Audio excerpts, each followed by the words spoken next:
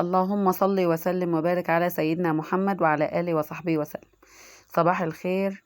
النهاردة إن شاء الله يوم الجمعة، وهقدم لكم إن شاء الله النهاردة أكلة خفيفة جدا مفيش فيها أي حاجة، وأكلة سريعة. والفيديو النهاردة هيكون أصلا مش طويل لأن الأكلة مفيش فيها أي حاجة. في الأول كده نذكر الله ونصلي ونسلم على رسول الله صلى الله عليه وسلم. النهاردة الجمعة، والصلاة على النبي صلى الله عليه وسلم لها فضل كبير جدا. أول ما بدأنا يومنا كده حطينا المبخرة وحطينا حبة بخور علشان نطلع أي طاقة سلبية كده موجودة. النهاردة الجمعة والبخور بيبقى يعني ايه محبوب كده في اليوم ده. بعد كده جبنا مع بعض كبدة ولحمة، وهنعمل أكلة كده مشكلة مع بعض. نيجي على البوتاجاز هنحط كده حلة فيها شوية مية عشان نسلق اللحمة. طبعا ما ينفعش لو انا هقلي كبدة مع لحمة، ما ينفعش ان انا احط اللحمة من غير سلق مع الكبدة. الكبدة كده كده بتستوي، لكن اللحمة لا، لازم اللحمة تاخد على الأقل 3/4 سوا، وبعد كده بتكمل الربع التاني في السوا مع الكبدة. وفي ناس بتسويها خالص وتقليها برضو مع الكبدة علشان تديك السوا المطلوب. نيجي كده على الحوض واللي قدامنا ده. طبعا انا لما بكون بعمل الاكله دي بحب اعملها مشكله، بعمل فشه وكبده ولحمه. بس للاسف زوجي يعني لما راح السوق ما كانش لحق الفشه، فكان جاب بس لحمه وكبده وما لقاش فشه. فالاكله كانت ناقصه الفشه بصراحه، لان هي يعني احلى ما في الموضوع. عموما هي نفس الطريقه. لو احنا هنعمل الفشه هنسلق الفشه لوحدها.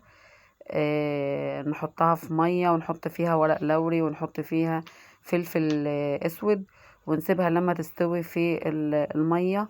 وبعدين نقطعها ونتبلها مع الكبدة، ونسلق اللحمة لوحدها في حلة لوحدها برضو، وبعدين نحطها مع الكبدة ونتبلهم كلهم مع بعض. فبما ان مفيش فشة هتبقى كبدة ولحمة بس، وجبنا كمان حتة من القلب. بعد كده بقى نمسك اللحمة كده نقطعها، دي نص كيلو. بس انا مش هحط كل نص كيلو مع الكبدة، لان في حد يعني طلب قال مش عايز لحمة مقلية وكده، فهسيبها له مسلوقة على جنب. فبالتالي انا هقطع اللحمة ديت، هقطع حتة منها حتة صغيرة على اساس تستوي بسرعة، واحطها مع الكبدة وتتقلي. وهسيب القطعة اللي هي هتفضل مسلوقة لوحدها قطعة كبيرة شوية. بعد كده بقى نيجي تحت الحنفية كده نبتدي نغسل اللحمة. وطبعا اللحمة مش محتاجة غسيل كتير زي الفراخ والطيور، لان اللحمة غذاها بيروح مع كتر الغسيل. ما ينفعش ان انت تفضلي تغسلي فيها او تنقعيها، لا، انت هتغسليها بسرعة شطفتين 3 وتصفيها وخلاص، وتبتدي ايه تطبخيها. طبعا لو انت وصلت معايا لحد هنا، ارجو ان انت تشترك معايا في القناة وتفعلي زر الجرس عشان يصلك كل فيديو جديد. ويا ريت تضغطي لي لايك وتعلقي لي تعليق يشجعني. بعد كده كده خلاص المية سايبة على اللحمة اهي، نبتدي ان احنا نصفيها كده شطفتين 3 بس. وطبعا المية على البوتاجاز غليت، واروح ساقطة فيها اللحمة على طول بالطريقة دي كده. طبعا لسه ما قطعتش الكبده ولا اي حاجه. طبعا يستحسن ان انا احط الكبده في الفريزر ولو تجمد شويه، وبعدين ابتدي ان انا اخدها اقطعها بسهوله. لكن انا علشان هي لسه جايه من السوق فمكانتش جامده ولا حاجه، فتقطيعها كان صعب شويه. بعد كده نيجي على الميه اللي على البوتاجاز غليت اهي، نبتدي ان احنا ايه ننزل اللحمه فيها على طول. طبعا لو انتي بتطبخي في حله الومنيوم بلاش تخلي المية تغلي كتير، لان بتبقى تعمل لون ابيض كده، وبتيجي تحط اللحمة فيها بتبقاش احسن حاجة يعني. ف يستحسن ان انت تخلي عينك على طول على المية ساعة ما تغلي، تروحي نازلة باللحمة على طول. طبعا ما ينفعش ان انت تحطي اللحمة في المية وترجعي تكب المية وتستعملي مية تانية، لا، لان الفايدة في السلقة الاولى. فخلاص المية انا حطيت اللحمة في قلب المية على طول اهي، ما تسهيش عليها بقى لانها هتطلع ريم. بعد كده همسك الطبق مكان اللحمه هغسله غسله بس بسيطه كده، لان هغسل فيها الكبده. طبعا هي مش مشكله يعني ان انا احط الكبده ولا اللحمه ولا اي حاجه، بس انا يعني بفضل ان أنا كل حاجه بغسل وراها الايه الحاجه اللي انا عامله فيها، بحيث ان كل حاجه تبقى لها طعم لوحدها كده، مفيش حاجه تلقط من التانية يعني. بعد كده بقى غسلت البلانشيه مكان اللحمه والسكينة، ونبتدي نقطع الكبدة. طبعا في الوقت ده كانت اللحمة طلعت الريم بتاعها، فهقف قدامها بقى لغاية ما تطلع الريم كله والشوربة تصفى خالص، على اساس ان انا لو عديت الخطوة دي يبقى اللحمة باظت. لان اللحمة لو غليت بالريم بتاعها خلاص يعني طعمها خلاص يعني بيبقى مش حلو. طبعا هتضطر ان انتي تكب المية بتاعتها وترجعي تغير المية بتاعتها من عليها، يبقى غذاها راح. بس طبعا لو انتي سهيتي عليها والمية بتاعتها قلبت بريمها، فانت مضطرة تعملي كده. هقف قدامها بقى كل ما اطلع ريم هشيله كده. بس تصبري عليا شوية كده لغاية ما تطلع. طبعا انا مسرعة الفيديو، فكانت كل ما بتطلع شوية بشيل اهو بالطريقة دي كده. ما تحطيش اي منكهات بقى، لا ورق لوري ولا كبابة صيني ولا فلفل ولا ملح ولا اي حاجة، لغاية ما تخلصي الخطوة دي. يعني دي بس عبارة عن مية واللحمة بس. اما تبقي تخلصي بقى الخطوة بتاعة الريم دي، تبقى تحطي بقى المنكهات بتاعتك بالطريقة دي كده. طبعا انا محتاجة دلوقتي ان انا اسلق حتة اللحمة الصغيرة اللي انا قطعتها حتت صغيرة الاول، عشان اخدها واتبلها مع الكبدة. حتى لو هسيب القطعة الكبيرة شوية شوية بقى دي اللي هتفضل شوية وهتتاكل بشوربة مع رز. بعد كده بقى نيجي على الحوض علشان نشوف الكبدة دي. حتة القلب الأولانية دي الجزار كان مقطعها شرايح طويلة كده، فأنا بدأت إن أنا أقسمها بالنص كده عشان متبقاش طويلة قوي بالطريقة دي. كل واحدة نصين كده اهو، ده القلب. بعد كده بقى نيجي على الكبدة. طبعا زي ما انا قلت، لو انت جايباها من بدري شوية حطها في الفريزر، هتلاقيها جمدت معاكي شوية، هتطلعيها تحطها على البلانشة هتبتدي تتقطع معاكي شرايح، فهتبقى احسن في التقطيع وتبقى اسهل ليكي. لكن انا طبعا شوفها علشان هي لسه جاية من عند الجزار، طبعا كنا جايبينها متأخر، يعني اتأخرنا شوية ان حد يروح يجيبها وكده. فالتقطيع كان صعب شوية ان انا اقطعها بشكل متناسق، يعني ان تبقى كلها شكل واحد. فخلاص مش مشكلة يعني، كده كده يعني ما فيش اي مشاكل في الموضوع. فبدأت ان انا اقطع كده آه، شرايح طويلة شوية اهي، يعني حاولت يعني اهو بالطريقة دي كده. طبعا طول ما احنا بقى واقفين بنقطع او بنطبخ او اي حاجة، على طول القرآن بقى في لسانك. وطبعا آية الكرسي زي ما انا قلت قبل كده يا جماعة، آية الكرسي بتخلي الاكل يبقى كله بركة، وبتخلي حتى الاكل لو قليل ربنا بيطرح فيه البركة وبيكفي ناس اكتر من العدد اللي انتي محتاجاه. وطبعا الصلاة على النبي صلى الله عليه وسلم يوم الجمعة ده فضل كبير جدا. وطبعا كلنا ندعي لبعض ان ربنا يفرج همومنا ويفرج كربنا، اللهم امين يا رب العالمين. وطبعا ما ننساش اخواتنا في فلسطين، ربنا يكبر خاطرهم يا رب، ويثبت اقدامهم وينصرهم على اعدائهم، اللهم امين يا رب العالمين. طبعا برضو نفس الكلام، الكبده هنشطفها شطفتين بس. في حاجه يا جماعه، الكبده صحيا ما ينفعش تتغسل. يعني هي لو انا بتكلم في المفروض الكبده بتيجي من عند الجزار بتتقلي على طول، او بتعملها اسكندراني او اي طريقه انت عايزه تطبخها بيها. بس يعني انا علشان يعني الجزار بيبقى ماسكها، حد تاني بيمسك عليه حاجه مش عارفه فما بحبش ان انا اخدها اعملها على طول بصراحه، فبشطفها شطفتين بس كده، يعني زي ما بيقولوا كده بر وعتب يعني. فخلاص انا شطفتها شطفتين تحت الحنفيه وصفتها.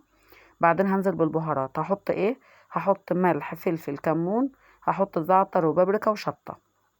ملح فلفل كمون وزعتر وبابريكا وشطه. لو عندك بقى السبع بهارات حط معلقه. لو عندك السبع بهارات، انا عندي سبع بهارات وحطيت. لو انت ما عندكش مش مشكله، هي كده كده انت حاطه بهارات تانية مش مشكله، بس لو عندك حطي. اهم حاجه في الاكله دي الزعتر، لانه هو اللي عامل لها تست عالي. بعد كده طبعا في خلطه بتيجي من العطار اصلا، خلطه الكبده. هي انا ما فيش عندي منها يعني، بس هي بصراحه بتيجي، وبتيجي من شركات، في شركات بتجيب خلطه الكبده دي بتبقى تحفه. بس انت لو ما فيش عندك ابتدي ان انت تحط بقى زعتر وبابريكا وشطه وحاجات من ديت، فهي بتقضي يعني. بعد كده بقى ابتدي اقلبها اهي، وحطيت عليها معلقه توم مفروم، معلقه توم مفروم، ملح فلفل كمون بابريكا شطه، وتحطي السبع بهارات، وتحط عليها معلقه توم مفروم. خلي بالك ان انا وانا بقلي في الاخر، في اخر تقليبتين كده، هحط 3 فصوص توم صحيح، توم صحيح كبير، على اساس ان هو يدي ريحه، وفي نفس الوقت يعني ايه، التوم الصحيح ده لما بحطه في الاخر كده بحس ان ريحته لسه موجوده فيه، ما تهيتش جواه يعني. بعد كده هبتدي ان انا اروح على اللحمه، احط فيها بقى ايه، المنكهات بتاعتي، الملح والفلفل، ورق اللوري، والكباب الصيني، عايز زي ما انت عايزه بقى. المفروض ان احنا بنحط فيها طماطمايه وبصلايه، بس انا بصراحه ما حطيتش النهارده. قلت كده كده انا هنشل اللحمه ديت اصلا واقليها مع الكبده، واحط فيها فلفل وشطه وكل حاجه، فاكتفيت ان انا اسلقها بس. بعد كده دي الكبده اهي، واللحمه خلاص استلقت.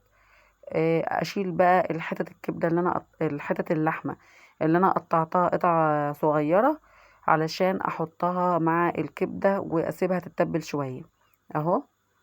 ننزل باللحمه القطع الصغيره دي، وطبعا كان فيها حته دهنه كده برضو، حته ملبسه كده، حطيتها معاها برضو، بتديلها طعم جميل قوي. وانزل مع الكبده بقى بالتتبيله بتاعتها دي، وابتدي اقلبها كده. طبعا ولو فشه بقى يا سلام، يبقى الطبق بقى متكامل. ما كنتش واخده بالي بس ان الكاميرا جايه على جنب كده، بس هظبطها دلوقتي ان شاء الله كده. طبعا العصاره اللي نزلت من الكبده ما تصفيهاش، العصاره اللي نزلت من الكبده بعد ما حطيت الملح والفلفل والحاجات دي ما تصفيهاش، لان هي دي اللي هتسويلك الكبده اصلا مع الزيت كده. وعلى فكرة هي دي اللي بتبقى كلها فوائد. خلي بالكم ان في ناس كتير بيروحوا يجيبوا الكبدة من الناس اللي بتذبح، وبتاخد الكبدة وبتاكل منها حتت نية، يعني بتاكلها ببقها كده نية، علشان بتشيل الانيميا والكلام ده، كلها حديد يعني، وبتشيل الانيميا وكده، وبتكتر الدم طبعا، وبتشيل فقر الدم والكلام ده. الكبدة لها فوائد كتير جدا جدا جدا، اللي يعرفها لازم يجيب منها أكلة، ولو كل شهر يبقى فيه أكلة كبدة موجودة. يعني طبعا أغلب أغلبنا وأغلب أولادنا بيعانوا من الأنيميا وكده، فالكبدة بتشيل الأنيميا دي. طيب أجيب زيت بقى، أحط زيت، كمية زيت مناسبة كده في طاسة، وانزل باللحمة والكبدة اللي اتبلت وسبتيها انت متبلة شوية، وطبعا عصور عليها ليمونة كده. طبعا انت متبلاها بالبهارات اللي انا قلت عليها، والزعتر اهم حاجة، وهتحط عليها تومة مفرومة، وهتحط عليها ليمونة، وتسيبيها تتبل معاكي بقى على قد ما تقدري، ساعة ولا 2. وطبعا لو انت عاملاها على بيات في التلاجة تبقى احسن واحسن واحسن. طبعا عشان انا مستعجلة وكنت جايبة الحاجة متأخرة اصلا، فما سبتهاش كتير، شوية بس كده، على بال بس ما لفت لفة في الشقة يعني، ورجعت تاني. رحت رايحة بقى حاطة الزيت في الطاسة، وحاطة على طول الكبدة واللحمة، نزلت كده بيها. طبعا هجهز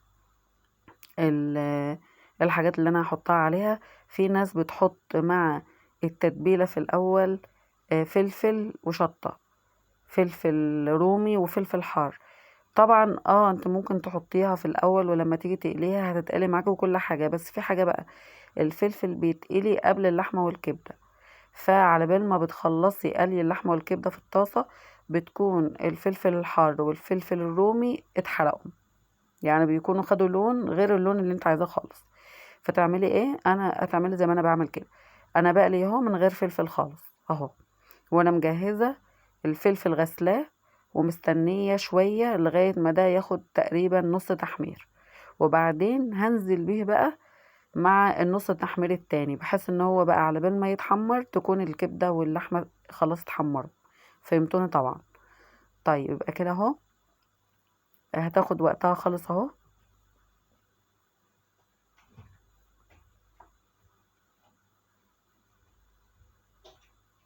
طبعا ماشية معاكم واحدة واحدة بقى. طبعا في اكتر من طريقة لقلي الكبدة، انت ممكن انت تعملي الكبدة بالطريقة دي، وتحط تحتها كزبرة، وتجيبي شرايح بصل، وتحمري شرايح البصل بعد ما تطلعي الكبدة، يعني تطلعي الكبدة وتفرشي من تحت في الطبق كزبرة، وتجيبي بصل وتقطعي حلقات، وبعد ما تشيلي الكبدة من الطاسة في نفس الزيت، تحط حلقات من البصل تتحمر، وبعدين تحطي برضو فرشة تحت الكبدة من البصل وبعدين تحط عليها الكبدة واللحمة. دي حاجة، دي طريقة.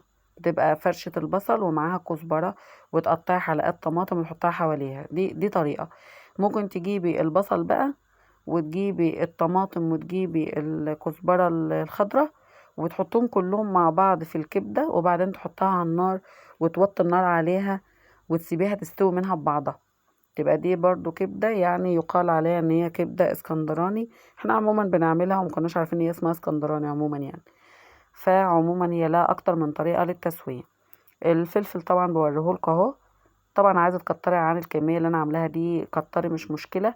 هي كده كده لما بتتقلي مع اللحمة والكبدة بتدي طعم جميل جدا وبتبقى واخدة من طعمهم يعني. كده نقلب كل شوية. طبعا انا اول ما حطيتها على نار عالية، استنيت شوية وبعدين وطيت النار، وكل دقيقة والتانية بقلب فيها، كل دقيقة والتانية بقلب فيها.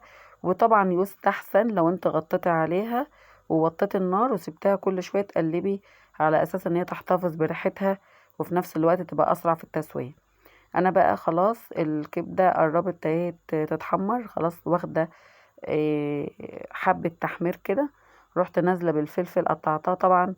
التقطيعة اللي انا قطعت بيها الفلفل عشوائية، يعني مش لازم كلها تبقى شكل بعض، يعني مش مشكلة كده. وانت بقى بتقلبي هتبص تلاقي الفلفل اتحمر بسرعة وملحقش يتحرق بقى، لان كده كده الكبدة واللحمة واخدين اصلا نص تحمير كده. طبعا انا بحط وبرجع ابص كده اشوف انا محتاجة كمان اقطع تاني ولا لا. كل ما اقطع كده واحدة ولا اتنين ابص انا اشوف ان عايزة تاني ولا لا.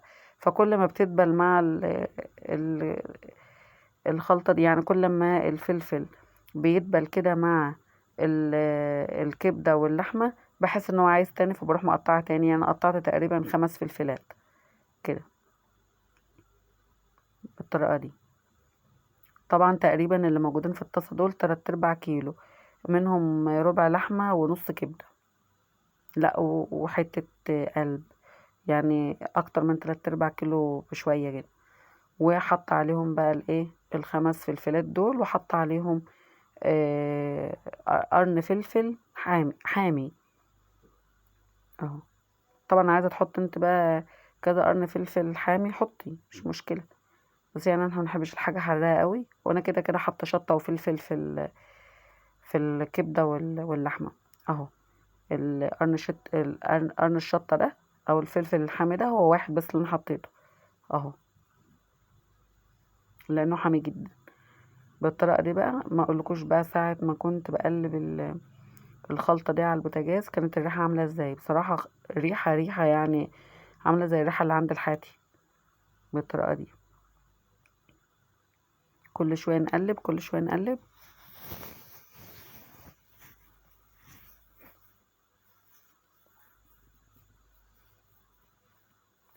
ارجو ان انت تشتركي معايا في القناة وتفعلي زر الجرس وتضغطي لايك فضلا وليس امرا كده. قلبي بقى كل شوية. طبعا ما تعليش النار وتسهى عليها علشان ما تتحرقش وهي لسه ما استوتش. يعني انت لو عليت النار وسهيتي عليها مثلا او حاجة وجيت تبص هتلاقيها اتحرقت من تحت، وهتيجي تقلبي تلاقيها نشفت جامد وهي اصلا مش مستوية. تبقى تيجي تاكليها بقى تلاقيها عاملة زي الكاوتش. لكن انت في الاول خالص على نار عالية وتقلبي دقيقتين وبعد كده توطي النار وتقفي ايدك فيها، دي هتلاقيها مستوية وفي نفس الوقت مش محروقة ولا ناشفة. بعد كده بقى جبت طماطم وكزبرة خضراء، قطعت الكزبرة الخضراء وقطعت الطماطم حلقات. خلاص الكبدة اهي قربت خلاص تتحمر خالص، هي كده خلصت يعني. الكبدة واللحمة كده خلصت اهو. هجيب طبق بقى كده وابتدي ان انا ارص الطماطم دواير. طبعا تقدري ان انتي تعملي الطماطم دي في طبق لوحده، تعملي طماطم وعليه خيار وعليه كزبرة خضرة، وتبقى طبق سلطة جنب الكبدة واللحمة.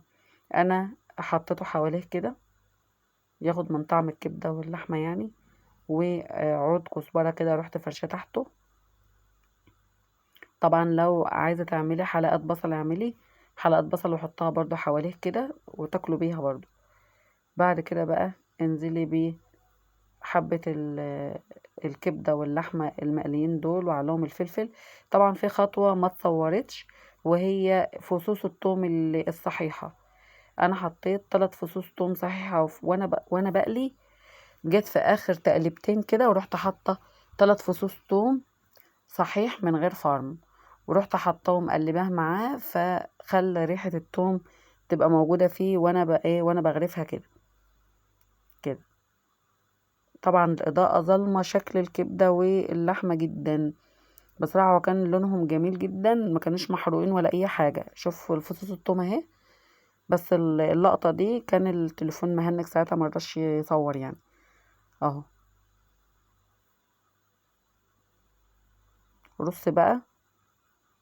طبعا في الوقت ده بقى تعملي طحينة، تعملي بابا غنوج، تجيبي بقى شيبسي، عايزة تقلي بطاطس اقلي، عايزة تحط مخلل، اعملي اللي انت عايزاه. انا بصراحة ما صورتش النهاردة غير طبق الكبدة بس. انا كنت عاملة طحينة وكنا جايبين شيبسي وعيش كانت أكلة جميلة جدا وخفيفة. بس أنا بصراحة ما صورتش إلا الطبق ده بس، لأن أنا قبل كده صورت كذا مرة طريقة عمل الطحينة، مرضتش أكرر حاجات كتير يعني.